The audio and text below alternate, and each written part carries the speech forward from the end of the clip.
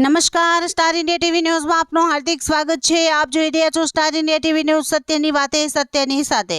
જાલોદ નગરપાલિકાના નિવૃત્ત કર્મચારીઓને 10 વર્ષની લડત બાદ પેન્શન મળતા પરિવારોમાં ખુશીની લહેર છવાઈ। સત્યમેવ જયતેની કહેવત સાચી પડતા સૌ પરિવારજનોએ સાચી લડતમાં સાથ આપનાર સૌનો આભાર વ્યક્ત કર્યો હતો।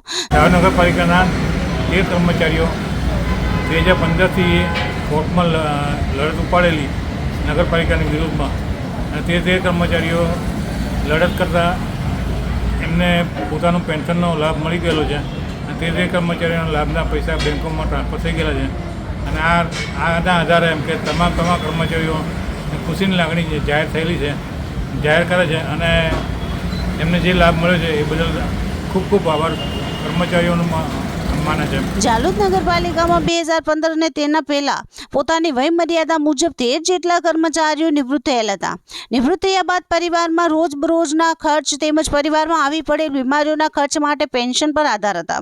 આ 13 કર્મચારીઓને નિવૃત્ત થયા બાદ નગરપાલિકામાં જે જરૂર હતી તે તમામ દસ્તાવેજ રજૂ કરી પેન્શન માટે માંગણી કરેલ હતી, પરંતુ આ 13 જેટલા કર્મચારીઓનું પેન્શન ચાલુ ન થતા તેઓના પરિવારમાં હતાશા વ્યાપી ગયેલ હતી, અને આ 13 પરિવારોએ કોર્ટના દરવાજા ખટખટાવ્યા હતા। આ 13 જેટલા પરિવારો દ્વારા આશરે 10 વર્ષ સુધી પોતાના હક માટે ન્યાયિક માંગણી માટે કોર્ટમાં કેસ લડી રહેલ હતા। છેલ્લે સત્યનો વિજય થાય છે એ વાત સાચી પડતા કોર્ટ દ્વારા આ 13 કર્મચારીઓને વ્યાજ સાથે પેન્શનની રકમ ચૂકવવાનો ઓર્ડર કરેલ હતો, તથા તાત્કાલિક ઉપરોક્ત પેન્શન માટેની તમામ રકમ જે તે પેન્શનરોના ખાતામાં વ્યાજ સહિત જમા થઈ ગયેલ છે।